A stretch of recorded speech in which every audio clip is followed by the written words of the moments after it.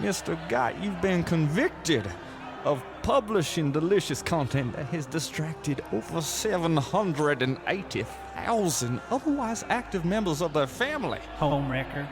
and turn them loose on the idea He's an owl kicker, I say. that they themselves can nimbly strap a fan to their butt and run up into the sky. Mammoth liar. How do you plead, Mr. Gott?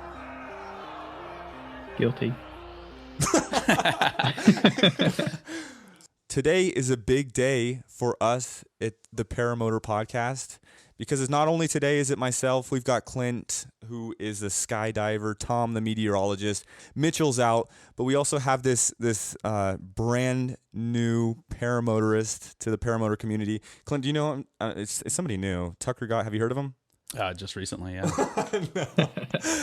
Tom, have you heard of Tucker Gott? No. No. Tucker, you're new to the group. We don't know who you are, so can you introduce yourself briefly? Brand new, man. I just got my first flight, bought some stuff on eBay, went out and sent it. Oh my gosh. Did you learn off of YouTube? There's this channel. There's this guy that has like 780,000 subscribers. Yeah, no, that's the guy I watched. McDonald's or some shit, right? Yeah. It's amazing. That's crazy. I want to meet that guy. Someday I hope to talk to him. Watch the series called Van Life. Yeah, to check it I think I saw one of those.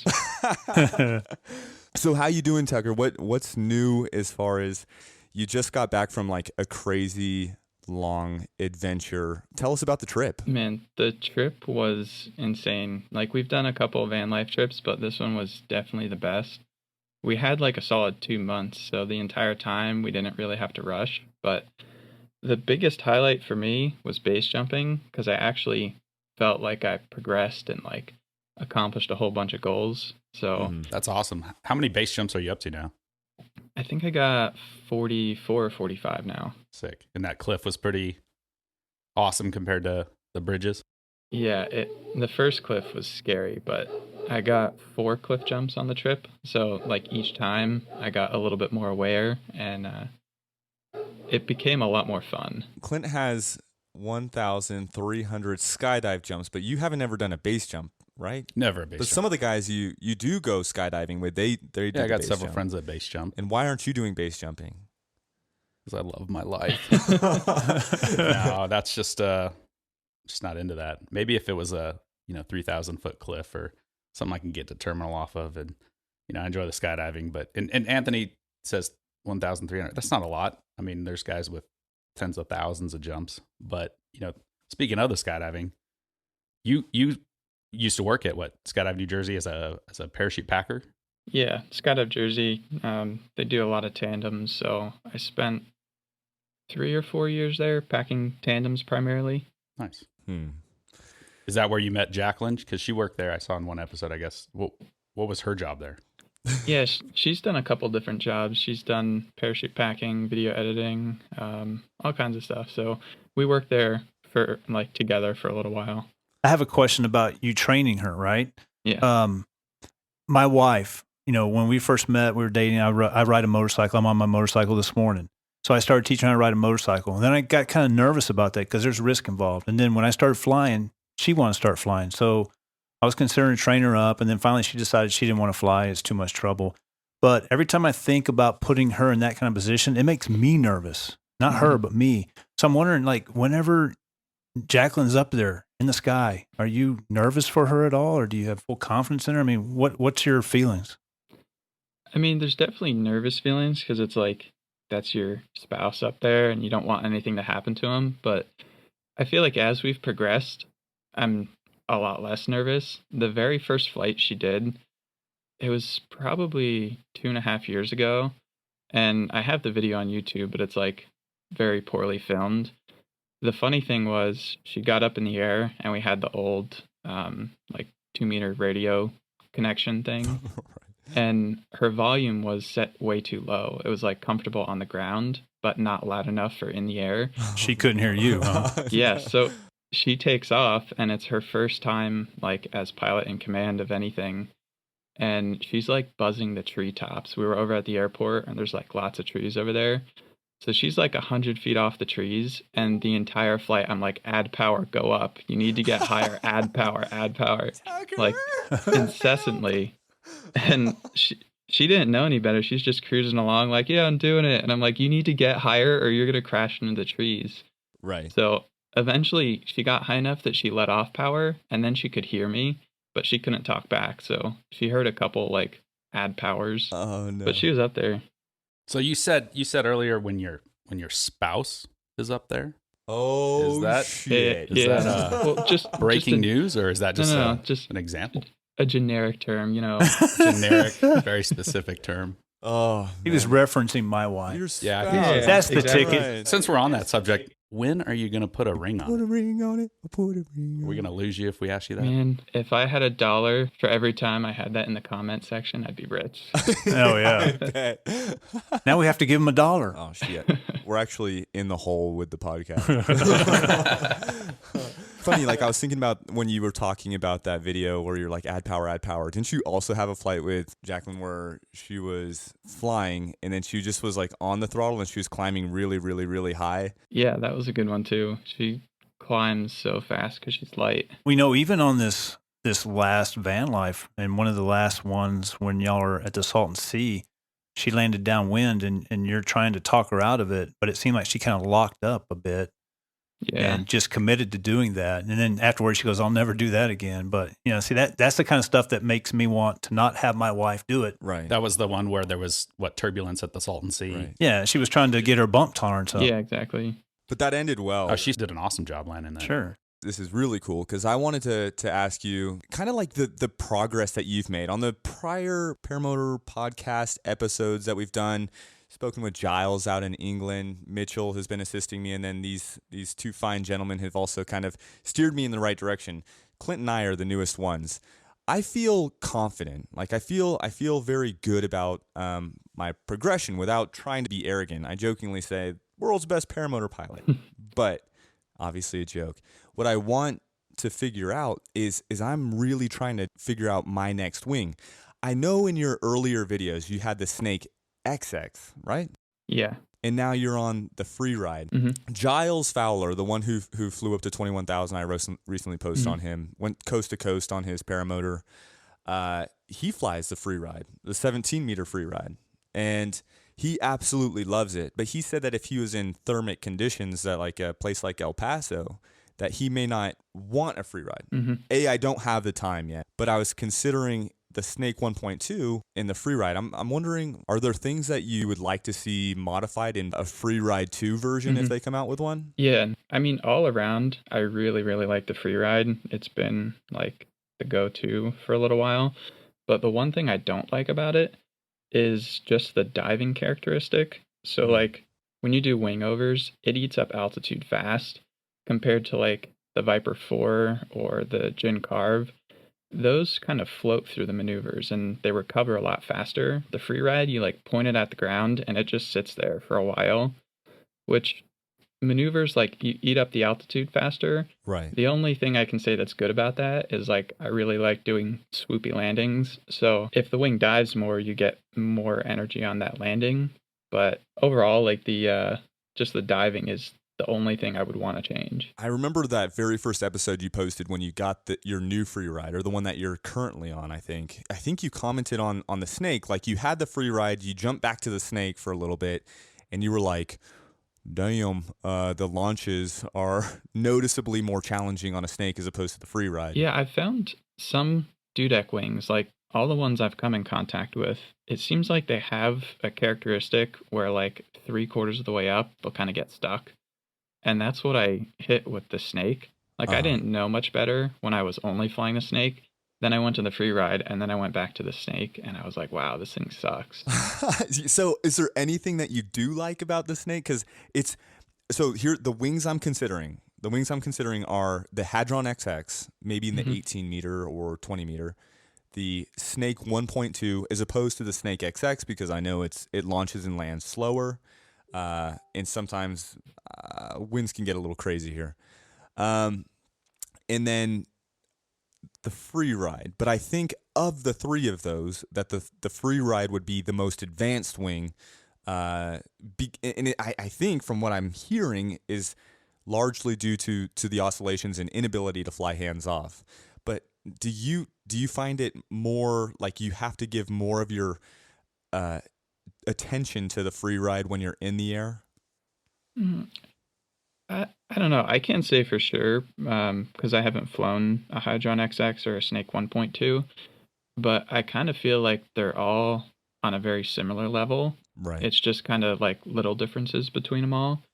But like the oscillation thing with the free ride, I flew the 19 free ride for the Icarus race, and Right. most definitely, like, if you're in calm air, it'll fly straight. But as soon as you start hitting some turbulence, it takes a little bit of active weight shift, and then if it gets worse, then you're just on the tip trying to keep it straight. Nice. So it definitely does roll in that aspect. Mm-hmm.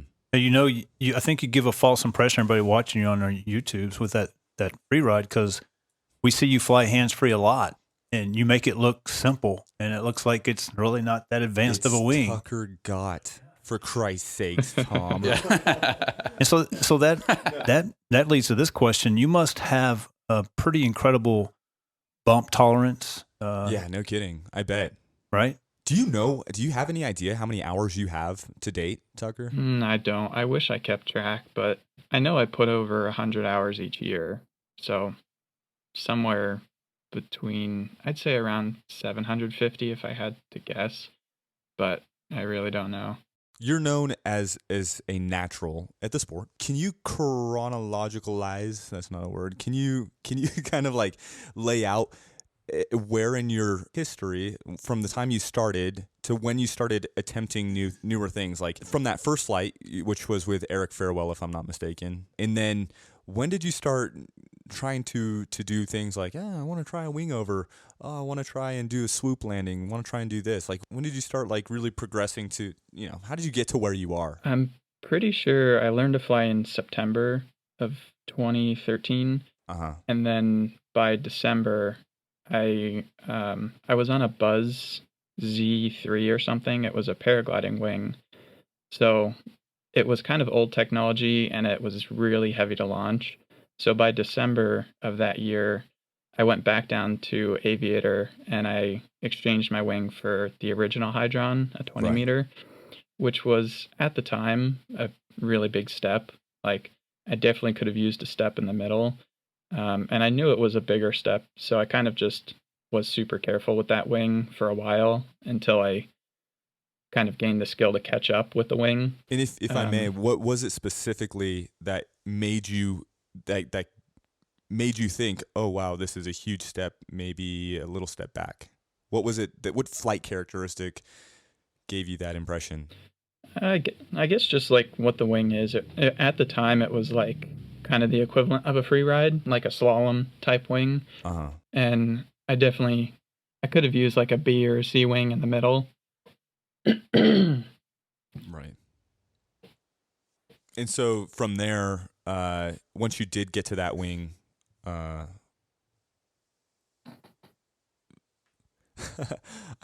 notice, I think about in your videos, one of the things that I personally used to like enjoy while watching them as I was waiting to get into paramotoring myself was like when you'd start to do these swoops, and it was more noticeable in the earlier videos that you were releasing, like as you would enter like a something that would pull some G's or whatever, you'd almost be like, whoa, and get giddy about it.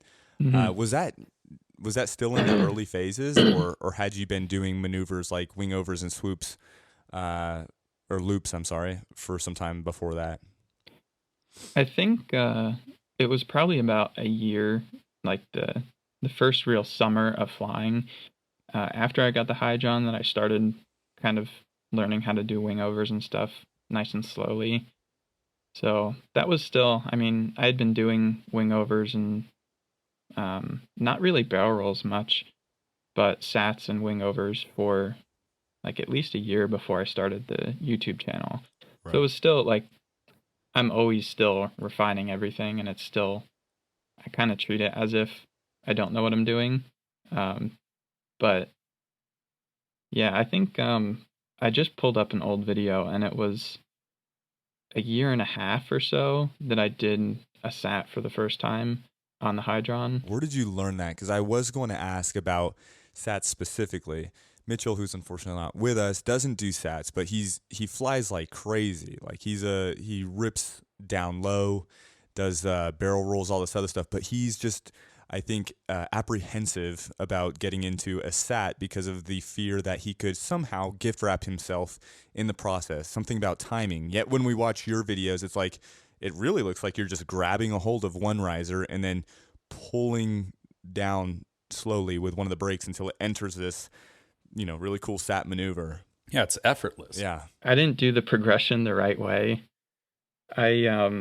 So I basically watched a bunch of YouTube videos on other people doing sats. And then I went out on my Blackhawk and the Hydron 20 meter. And I had my reserve, obviously, and put on flotation. And I flew out above the reservoir. Figured if something went horribly wrong, I'd land in the reservoir and someone would hopefully pick me up. So I just started kind of like feeling it out. Yeah. And my thing was, as I was feeling it out, I would pull to the wing, like got level with the horizon, and then I'd freak out and I'd let go. And what that would do is just put you in a really deep spiral and build like all of the G forces. And then it would take a while to get back recovered and eat up a bunch of altitude. Right. So I did that a bunch of times, and I did it so many times that the G forces like turned my GoPro down at my face. So I like missed the footage of the first one. But I finally just decided to commit and pull harder, and it worked. And I just kind of refined it from there. But I think the right way to do it is like go to an SIV course or at least get instruction like one-on-one with someone that does that sort of thing.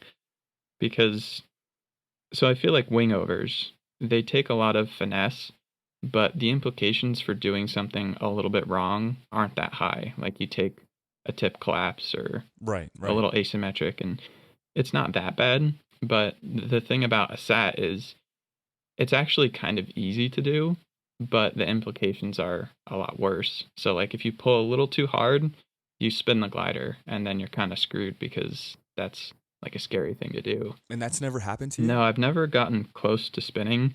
The opposite end is not pulling enough, and then you just hit a really deep spiral, which if it's bad enough and maybe you aren't able to handle the G-force, then you black out, which is not good. Yeah, no kidding. So Tucker, you mentioned earlier you grab your reserve or you make sure you have a reserve with you. Mm-hmm. Would you recommend everyone fly with a reserve? Yeah, Is there someone in this conversation that doesn't have a reserve? Yeah. Maybe yes. I've just been in the searching process for reserve. I mean, have you heard of the square round reserves? They look so good. Like Woody and I had this like little conversation about the companion square round, and then they're like $1,200 or more. And so, no, to date I've never flown with a reserve except for in training. Like when I went to go do the paramotor training, I had a reserve. Mm-hmm. But I'm flying so low, right? I fly like 30 feet upside down, inverted across the desert floor for miles. Dang, that's sick.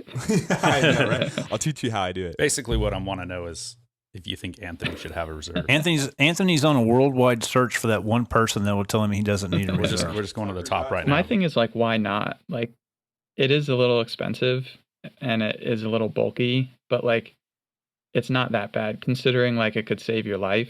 Right. It's like totally worth having. I flew my first 6 months without a reserve. Exactly. So I'm a little different. I did training in Corpus without a reserve because of the height that we were at. I guess we weren't going very high. But since I got my own equipment, I won't fly without one. So I just figure I'm worth it. And Anthony needs to be worth it. So. It appears as though you've had the same reserve since you started, no? Yeah, it's a Gin Yeti. And you never deployed, right? No, not yet. Yeah, goals.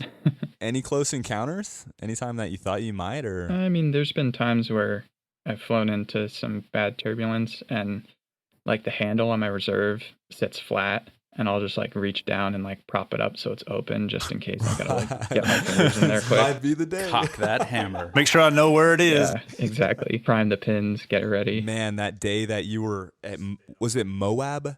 And you're like, no, don't launch. Why you don't launch from a Yeah. valley? And it was like, holy crap! I would have shit my brains out if that was me.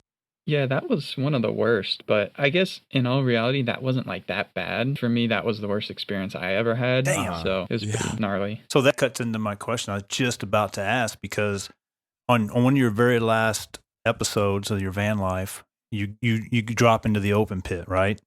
Hmm. And you seem pretty wigged by that. Yeah. And I'm like, that doesn't seem that big a deal to me. And then I remembered the valley launch after the Icarus, where you took a few collapses going across that river and the canyons with all those buttes. And you seemed legitimately unraveled that day on that flight. So that got me to thinking, what was your moment during your flying history that just really said, wow, that was the scariest I've ever felt? I think well, I guess there's two. So there was that one on, it was right after the Icarus in Moab. And the crazy thing about that was I had just spent like 5 days flying all day long in some of the gnarliest conditions ever and never took a single collapse on the free ride. But then I borrowed some gear, and it wasn't a reflex glider, and it was a big like 23 or 25 or something. So it was gear I was super not familiar with, different throttle, different motor, and then launching in that canyon. And the winds had just picked up like right after I launched. So it was just kind of a weird comparison of flying for 5 days in gnarly conditions and then just going for a casual flight that was supposed to be completely fine, but it was totally gnarly. Right. But the other one, the Iceland day one, I don't think I really like expressed it in the video how sketchy it felt, but we were flying up in the glaciers. Right. And I went through kind of like a tunnel, like there was a valley of a glacier and then a cloud ceiling up top. And something about it just like kept drawing me in. And I knew like it was super sketchy because like if the motor died, I'd land on a glacier and maybe not have cell signal. It would be like a couple-day rescue mission or something. But it just kept drawing me in until it got to the point that I was like, I need to get out. And that was like, I later found out it was the highest peak in Iceland. It was like 5,000 something feet. And I got hit with some rotor off of the top of this thing. And it's just glaciers everywhere and jagged rocks. And I was like, turbulence feels like exponentially worse when the ground beneath you is like unforgiving. Because like, even if you throw your reserve in normal situations, you'd be okay. But if it's like jagged rocks at the top of a mountain, you're still going to be like screwed for a while. You land in like one of those, the glacier crevasses. Yeah, exactly. 1,000 feet deep. Jam your legs up. And So the question I have here is how do you make that distinction on some day when you're fixing to do something you've never done before that may involve a little more risk than typical? How do you choose between, mentally between send it and nope? How do you do that? I don't know. Personally, I feel like a lot of the things I do on my risk level are they're within an acceptable range. Like I've done it before, practice it before it gets on video. And then normally it gets on a video and then people are like, oh my God, that's so crazy and dangerous, but they don't see what actually went into it. So I don't know. I haven't been in a situation where I've like had to decide if something was worth it or not recently. What about that time that you were flying on the mountains? You parked your van out in the middle of nowhere. There was like these rolling hills. And I think name of the video was Hilltop or Mountaintop Landing or something like that. Yeah. And you just made the how call not now. to land or something. No, that's right. You're going to land on top, and then you bailed. Yeah. Yeah, that was kind of tough because it was blowing enough that there was rotor, and my deciding factor, I guess, was that I was on a small wing, and if something happened, like, I'd be stuck up there. But I felt like if I had a bigger, safer wing in that situation, I probably would have gone for it. What's on your bucket list? I feel like the Southwest is like the place that I enjoy the most. I couldn't and agree I feel more. like You're talking to the right Yeah. people. Anthony, why are you touching yourself? again, Again. The whole show. Like, this is super awkward. Thanks for calling me. Damn wet spot. Yeah. The Southwest. No, I think this area is really cool too, which is funny because I'd like to go east. So, but why? It's nice and green.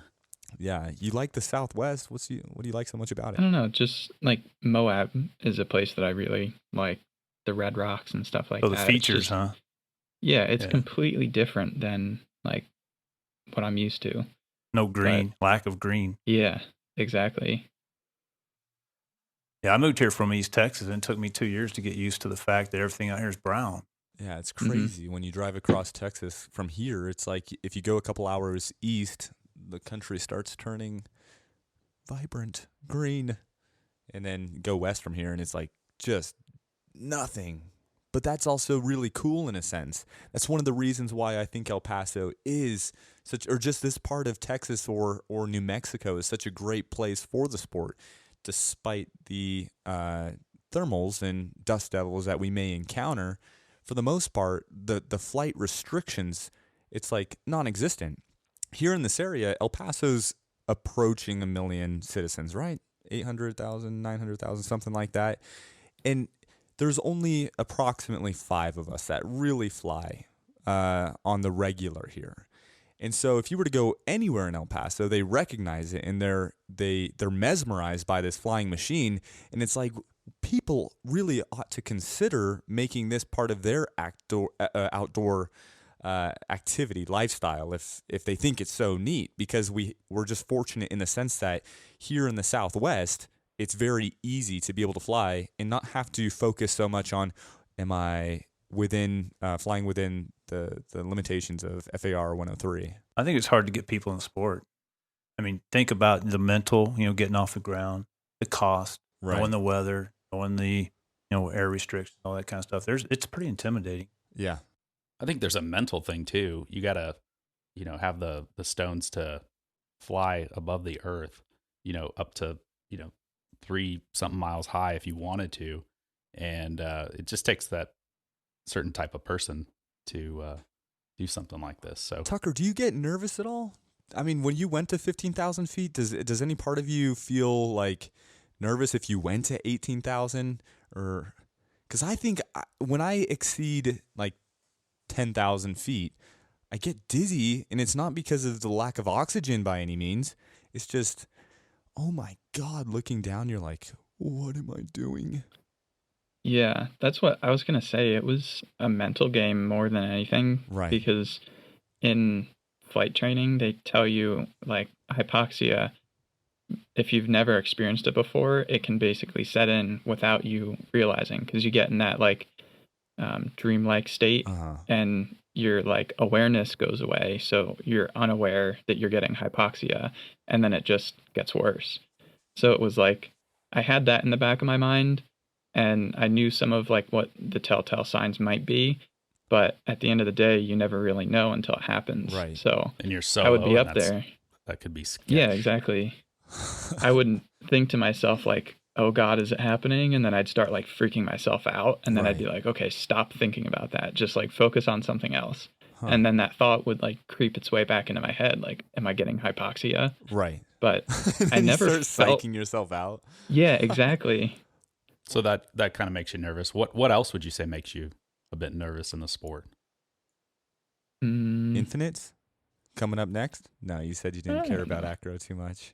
Maybe one day. Yeah, do it. I feel like that's a big commitment to like get to that level. It's like getting to like 90% or whatever is like not that hard, but that last 10% of like getting an infinite is like you have to devote months of like your time to pre-flight and getting an instructor for that. And I don't know. Do you think Maybe you one would day. try it in an SIV as opposed to just on your own or from YouTube?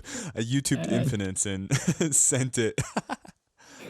I don't know. That would be pretty legendary, but I feel like I would definitely sign up for like one of the courses that they have over in like Spain or whatever, and get someone teaching me. Yeah, no kidding. And who's the dude that you fly with on the Paradigm team that does the infinites? David and Manu. That's nuts. And there, Yeah, they're was it you that said that there's only 3 people that are really proficient in infinites on a paramotor? I don't know if the number's gotten higher, but at the time it was like those 3 brothers were basically the only ones doing infinites on motors. Yeah. Like there's a lot of guys that do them on just free flight, but I don't know of many that like regularly do infinites on motors. Right. Are there other U.S. pilots that that you admire aside from me? I was going to say that there's a guy named Anthony. But what about Eric? I mean, Eric Farewell. He seems like just a steady pilot, right? And what about Woody? Your relationship with Woody? Don't worry, I can edit anything if there is nothing there. A lot of people have said, and I agree. Like Woody he's kind of the perfect example of like someone progressing into the acro scene like the right way. So that's definitely inspirational. Like if I were to get into it, I would definitely do what he's doing or what Kyle Mooney has done. So Tucker, where's the God Empire in 5 years? That's a good question. I know, that's why I asked. Ooh. Tom, he's full of it today. I'm full. I don't know. I'm just hoping to progress into other air sports disciplines and like get to the level that I'm at with paramotoring in other disciplines. That's kind of the goal. Yeah, well, you take us along wherever you go, man, because can't stop watching. Do you have any direction as far as Risky Biscuits and where you want to take that? I try to spend a little bit of time when I get it to create new logos and designs and stuff, but right, it's tough. Yeah, I bet.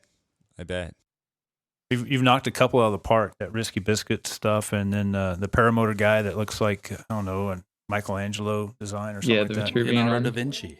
Oh, Da Vinci, yeah. Did you do the airfoil shirt? So the airfoil was originally a scout thing, and that was like the first one I ever did back on like Teespring, and I got permission to use it, of course, but yeah, that was an original scout one. Nice. Well, it's a cool shirt, and of course, after you released the Paramotor pilot doing just like swooping on the front of the shirt, or was it the front or the back? There's one on the back, you know, that's the one I like to wear. Why are you even talking about this? I know. You don't even know how soft these shirts are. I know, right? Tucker uses the top quality shirts. Primo. Exactly. No, that's pretty cool. But I think I saw on the Facebook page, it's like as soon as you released that, it was like what another person released like almost an identical shirt. Yeah. I wasn't the only one that thought that, right? Yeah. Do you have any sort of trademark or patents or what would you call it on apparel? Trademarks? Yeah, because we're gonna just do this. We're just gonna steal your designs. Yeah. No, I don't. So I mean, so Clint's a little shy side, but he was wondering when the thong's coming out. Oh fuck yeah! I will get on that just Risky for him. Biscuits banana hammocks. The only apparel you need for the 20-degree winter. Yeah, dude, you had the. You gotta fly naked. He had one, and he took it down, I think. Yeah. Yes. Yeah. I think that was at 5,000 subscribers or something. I flew in my underwear. Someone I know locally tried to do that, but yeah. Oh, I did. I flew. You did? I did. I flew around, and it was like it was just for like 500 subscribers, and I mean, shit, you know, I can't, you know, set goals for 5,000 or nothing. It was cold though. It was December. Oh, right? it was cold, yeah. And I went around and during the flight, I was like all excited. I started on my dirt bike, a YZ450, and I was ripping across the desert, and this thing is just mean, and I'm naked. I'm like, frick, what if somebody just like passes me by? I can never. The mistake I made is I was recording it in my own neighborhood, and I'm like, if somebody sees me, they're gonna be like, is that Anthony? What the And then so I race from there to the field that I fly on. I'm still naked. And then I get on the paramotor, and it's embarrassing enough because I've got Clint and Mitchell there with the camera. I'm like, hey, can you guys film something? It's going to be It's gonna be really small. Really awkward. It's cold. Don't look at my junk because you're not going to see much. And then I go and I fly around and I'm flying along the I-10. God, that would have been cool. Like, is that Anthony? He keeps freaking messaging. Oh my God, I think he's naked. Let's keep going, Jacqueline. Just keep going. As I was flying along the I-10, it was just, I was like, yeah, this is fun. This is fun. It's funny. Ha ha ha. And I get on the ground and I put it on the computer. And it just like set in. I'm like, what the hell did I do? This is not okay. So that video was not really. That didn't make it. Yeah, but if you would have botched the land, it would have given new meaning to skid mark. Yeah. Tom. He did almost take us out. Yeah. Oh, yeah, that's true. Just going to give you a haircut. So you do get a lot of messages from other pilots, right? I know Giles mentioned it the other day, and obviously there's just too many to probably respond to. Or I do need to publicly do something like that. I honestly feel bad because sometimes like I'll miss someone's message and then they'll send like something like they're kind of pissed. They're like, you never respond to my messages. And I'm like, I'm sorry, I physically can't. I really wish I could, but there's just so many of them. I think everybody's goal that watches your vid should be to post a comment on the video that gets a response from you. So that's all I'm trying to do. I don't care what you say. I just want to say something that gets your attention, and you say, yeah, cool. Or just reply with an eggplant. An eggplant, yeah, classic. Anthony told you leading up that I'm a meteorologist here in West Texas. I work for the National Weather Service, have since 1994, so I got a pretty good grip on the weather myself. And these guys sometimes, lean on me a little bit to find out, whether it's a good day or not to fly. So that begs the question from you is, how much do you look at weather and what do you look at? Every time we do a podcast or talk to folks, they're always asking, what do you do for weather to know whether it's a fly day or a no-fly day? So, what's Tucker Gott do, before he's going to go up to see what kind of conditions he thinks he's going to encounter? I feel like I'm kind of the opposite of a weather geek. Like, I look outside and tell if it's like obviously good or obviously bad, and then I'll move to like Weather Channel and then see what they say. And if it's still debatable for them, then I'll move down to like Windy or like local METARs and TAFs and stuff. But I see a lot of people like use crazy apps and like search with different, forms of weather. And I don't get into that a whole lot. I would rather stand on the field and look around for 10 minutes and see what it's like.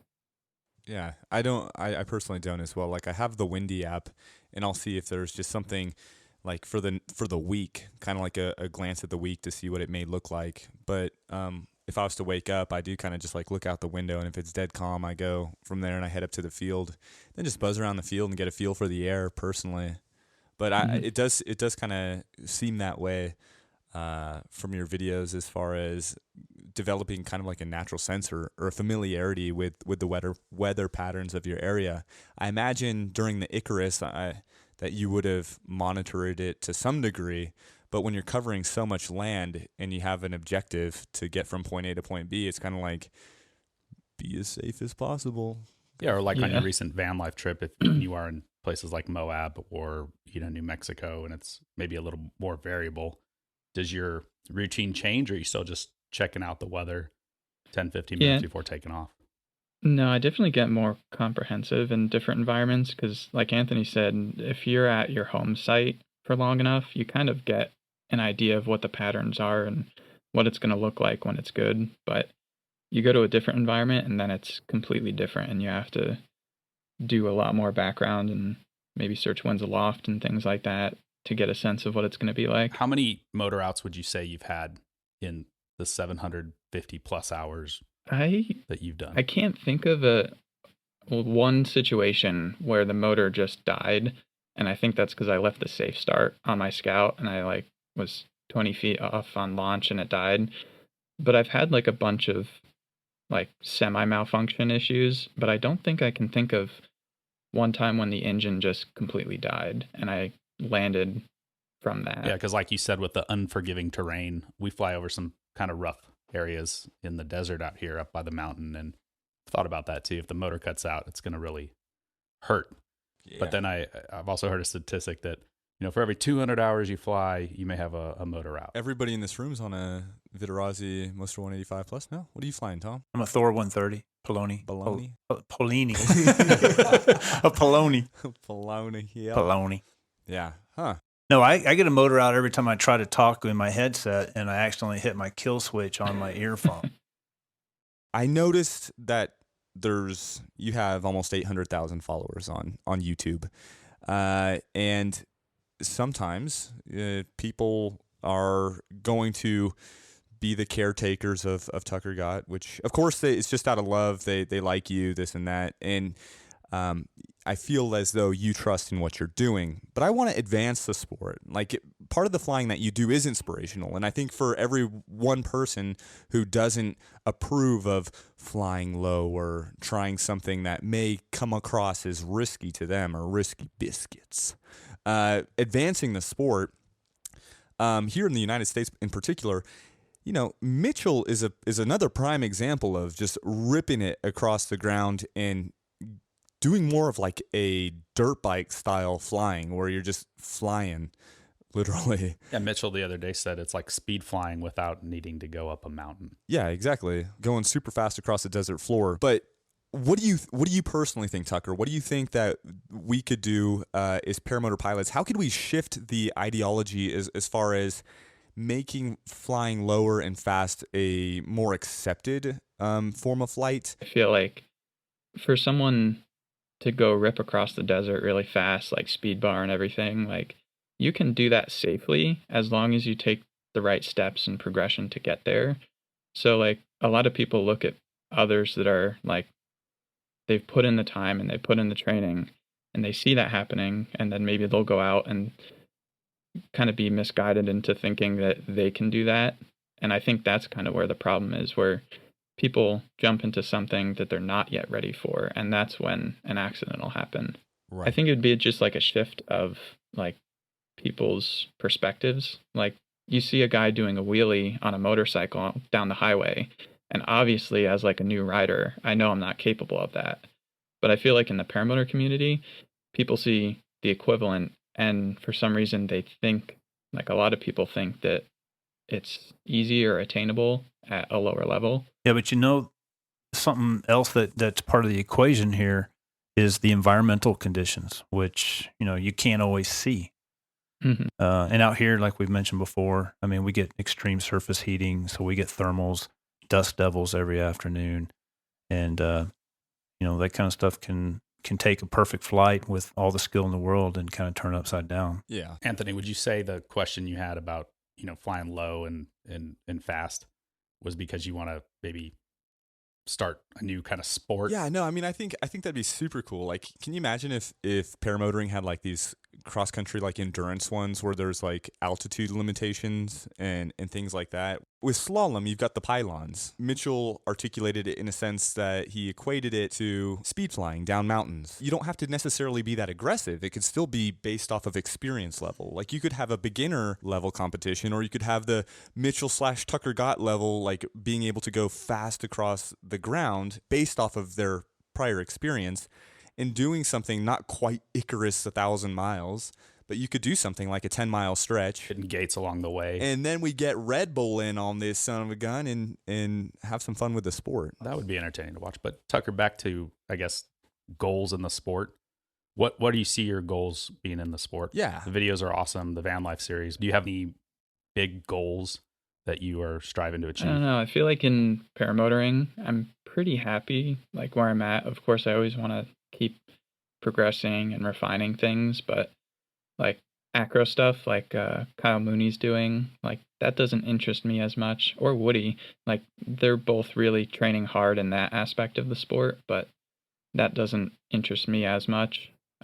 I feel like I want to turn my goals to like learning to speed fly and progressing in base jumping and doing other disciplines like that. What are your goals in, say, base jumping? Stay alive. Stay alive. That's goal number one. Goal number one. What about skydiving? Because I know you've done some skydives, and coming from the skydiving world, kind of wonder why you haven't done maybe more of that. You mentioned you like swooping. Obviously, yeah, you can do swooping and skydiving, but it's kind of a longer process to do, one swoop, where as with a paramotor, you can do multiple swoops if you want. Yeah, no, I would love to get into swooping. The tough thing by me, our drop zone in New Jersey, like when I was working there, I was working and I wasn't able to jump. And now that I'm not working there, now we have TFRs every time Trump comes to his golf course. Oh, So to try to skydive during the summer here, like you have to drive pretty far away to get to a drop zone that's not getting hit by that TFR. But I do want to keep progressing into skydiving more and definitely get into swooping one day. how many skydives do you have? I think I have 41 because Okay. I just passed base with More base skydiving. jumps than skydives. That's awesome. And then along the same lines as base jumping goals and such. Now, I know your mom is a balloon pilot. Is she still flying? She isn't. She sold her gear about a year ago. But you know a bunch of balloon pilots. I know you fly with them, and you seem exactly. to have a good relationship. So, Mhm. have you ever thought about jumping out of a balloon? Maybe testing out that base rig? I have. You've thought about it, or I can't say that it would be posted on the internet if it happened, but yeah, I've thought about it. Just create a private group and share the message privately. I mean, you could use a skydive rig and make it a little safer and more legal, I guess. But Is it illegal? You can't do that? there's rules around. I've done it, a bunch of times, but it depends on the pilot. The balloon Right. pilot. Balloon pilots I've noticed are very conservative. So is that how your mom was? Would she ever take you up if she was still flying? I asked her when she was still flying, hypothetically with a skydiving rig, and she said she wouldn't because if anything happened to me, she didn't want to be contributing to it. Oh. So she was like, I'll be in the basket with a different pilot and I'll be all for it, but she would never let me jump from her balloon. No, I would say in all my jumps, balloon jumps are probably the funnest, Right. Yeah. most fun. Organic, But I'm sure. It's so quiet. You got that burner going, but then when they cut that off, it's just, no engine noise, nothing, zero airspeed. So you get that kind of base jump feeling. Maybe if it happens, I'll just blur out the hot air balloon, just like put a big blur on it. Just Photoshop like an airplane in. It's like- Yeah. So on to another thing, Tucker, you just drove through El Paso a few weeks back, and you've heard Anthony call himself the best paramotor pilot in the world. And Clint and I are wondering why you didn't stop and kick his ass. Man, I should have. Damn right you should have. It was way too cold. It's too cold. It's too cold. That's If my it was excuse. any warmer, I would have whooped Yeah. his ass. A little bit warmer. That's so funny. I just want to mention I was so bummed. I stayed in bed for a week when you're like, oh man, I was passing through El Paso and it's 20 degrees out, and I was like, oh my god, opportunity missed. No, but that's super cool that we're able to still do the podcast. Freaking Texas, we almost lost the van. It was scary. You got to tell us. It was a black ice situation over an overpass, and it went sideways one way, sideways the other way, got it back straight, and then we hit the blacktop again, and the trailer was 90 degrees off, so it caught and swung back and forth a bunch of times. Oh shit. Almost died. Was it dark when that happened? No, it was Was it daytime, but Daytime? the opposite side of the bridge, there were 3 crash cars and a bunch of cops, but no one on the other side telling people to slow down. Who was driving, you or Jacqueline? I was. So it's probably your paramotor skills probably saved you, right? I'd probably. Exactly. Yeah, that had to be it. What is a risky biscuit, anyways? Yeah. Risky. Hey, why didn't we ask that when we had him on the line? I know, right? We did that skit and He said we could hung up. steal the logo, though, or something like that. I'm pretty sure I heard that. Yeah. And Risky tortilla. Where'd you get the idea for Risky Biscuit? he said it. was something. He said, Yeah, back when I was packing parachutes, it was something I came up with. right. Huh. I want to talk more about the parachutes. Yeah, I like parachutes. How quick can you pack a tandem parachute? What's your best time? I think 7 minutes. Oh God. What were you getting paid at Skydive Jersey? 10. We're starting a new drop zone here, and yeah. we need to Hypothetical. if you don't get some feel packers comfortable. out here. What are you going to hire Tucker? Heck no. Oh man, I am not going back. No, did you not like it? that's the fucking worst part of skydiving. Yeah. It's having to pack, and then this guy You clean up other was people's packing. shit. Well, he was packing parachutes and not jumping them. Can you throw confetti in there? And so when you pop it, you come confetti pop out? flour? It's happened. Yeah. Someone else's laundry. Yep. So you do tandem flights with the PPG. Have you ever thought about taking anyone up to jump off of your paramotor? Is this a question? Are you asking a specific question, I Clint? will. Quit beating around the bush. I will ask. He's asking permission. I want to know if he's done it first. Would you do that? Have you thought about With that? approval. The better question is, would someone fly me up for me to jump Ooh. out?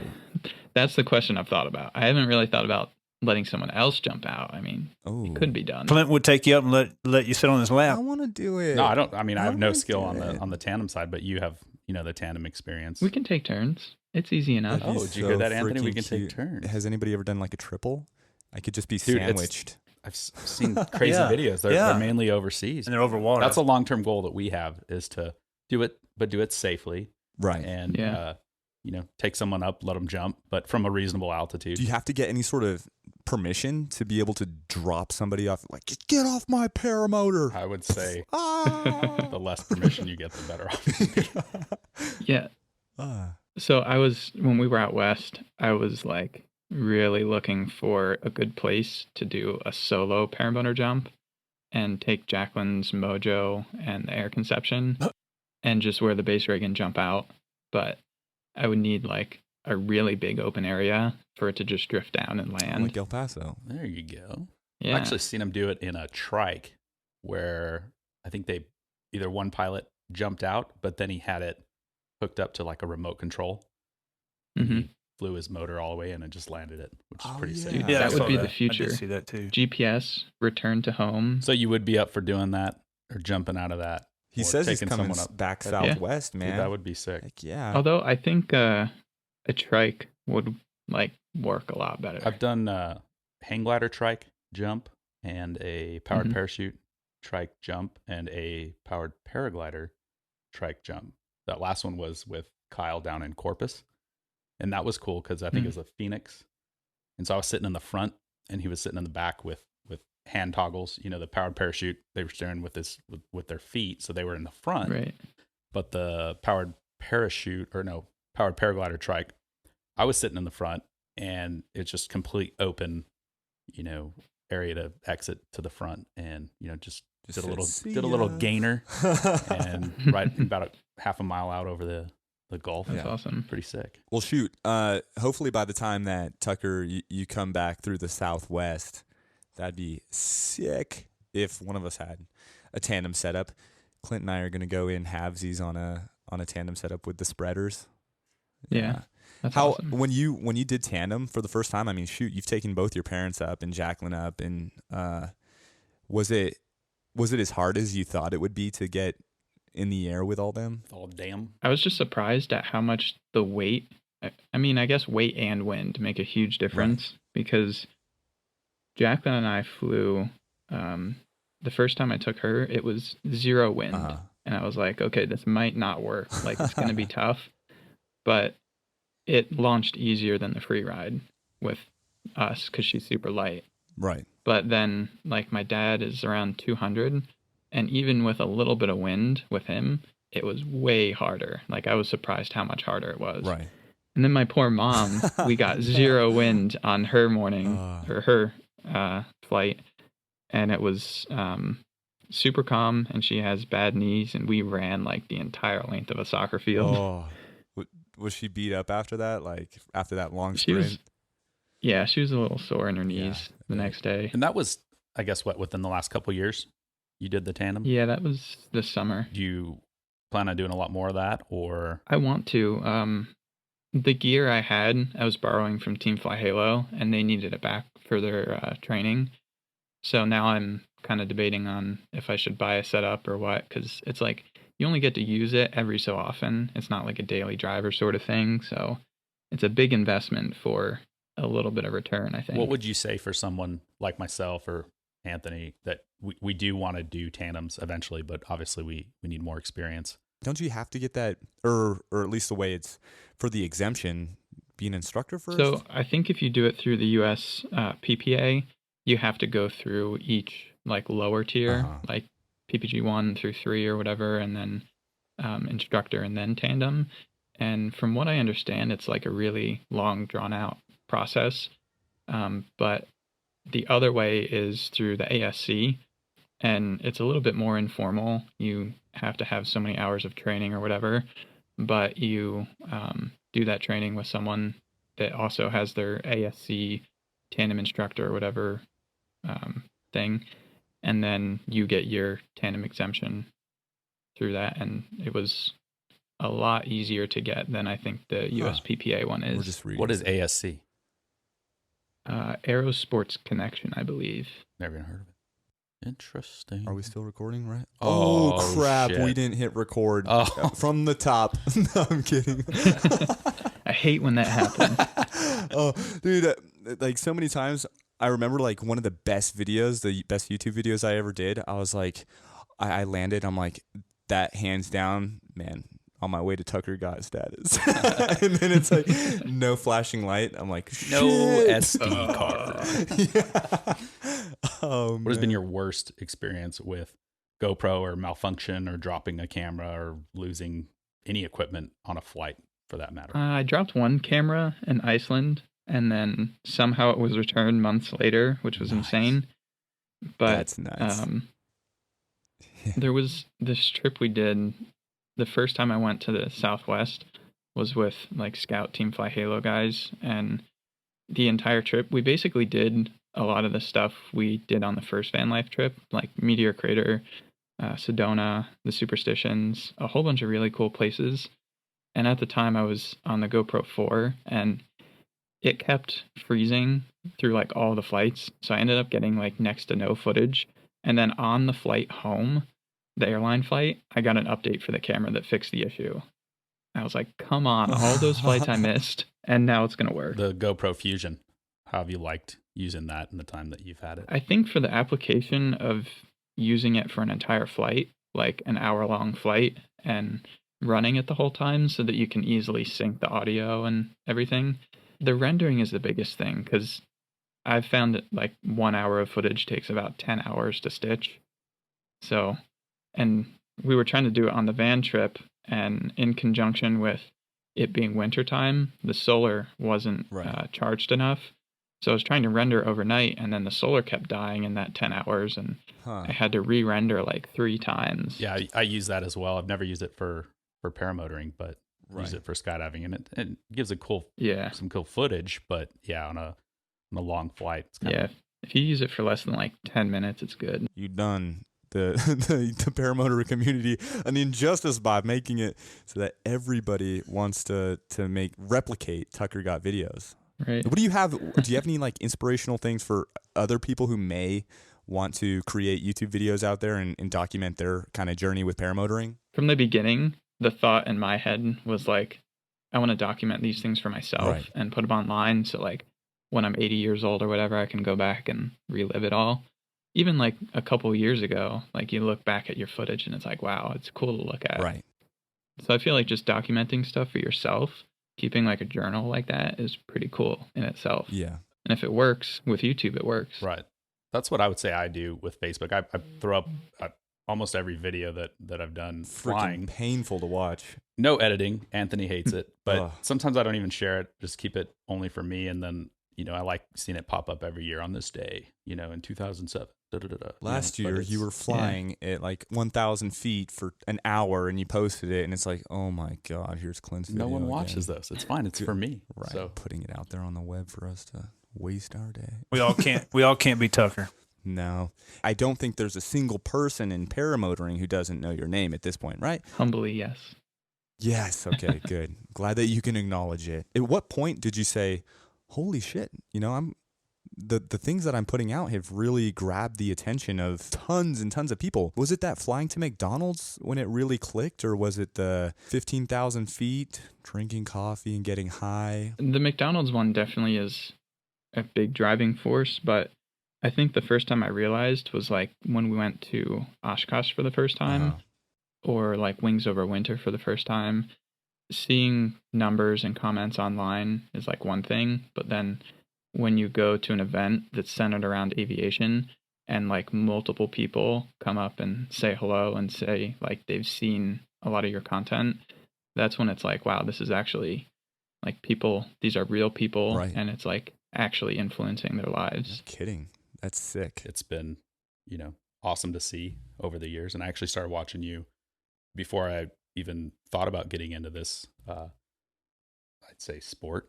But, back when you had the little red car and you were driving out, to the park and doing your thing. And it's been great over the years. And I would say you're just an awesome ambassador of the sport. And we're very thankful to be talking to you. Thank you, man. Yeah, your ritual is significantly different from mine. Mine usually involves candles, late nights, Lotion. lonely hours, the hour of the wolf. Can we be critical? Mhm. Yeah, because a video a day would be great. Yeah. I've thought about A it. video a day. Come on. No, I when I first started, I did the same thing. I videoed everything, and after about a year, I said, I don't have the mental patience to do this. This is just too much work. And so I commend you for putting all the effort into what you're doing. Because, like Clint just said, you're an inspiration. I appreciate every video. I wait day by day until the next one drops. So You go 5 days without seeing one. You don't want to be around Tom. He is cranky. Got withdrawals. I'm excited for, what is today? Saturday, Monday. My new motor's coming. Ooh. So that's exciting. Scout, presumably. Indeed. Nice. Is it just the same Scout Carbon, just a new one? Yeah, with the MY19 Nice. Moster. Ooh, So the I'm new- excited to look at It that. has a new air intake, right? And that Yeah. improved muffler. What else is modified with the MY19? I think it's just the airbox, the exhaust, and then they changed something with the carb. Uh-huh. But I suspect it'll be pretty much the same, but just aesthetic Nice. improvements. How many exhausts have you cracked? Back in the day, I cracked 2, and it was the first Moster Plus Scout imported to the U.S. that I had. So one was like a tab, and one was at the typical spot they crack. But that's kind of what started the relationship with Team Fly Halo. Nice. You just made me think of a great question. Like when you go on these long van lives and you have your paramotor with you and you're going to be flying from site to site to site, last thing you want is a breakdown that keeps you from flying for a week. So what kind of backup parts are you carrying with you? Not much, just like a spark plug, a spare propeller, some duct tape. That's about it. Like with you on your motor? No, just in the van. On the actual motor, I have like a plug wrench, a screwdriver, and some Allen keys. Seems like a good little kit to keep on you. No baling wire, huh? Yeah. Nah. Well, in Texas, you got to have it. Well, I'm surprised. I would have thought you'd be carrying a pretty full complement of spare, spars and stuff like that. I mean, I've had pretty good luck with the engines and the spars. I feel like if I break them, I can probably fix them with tape.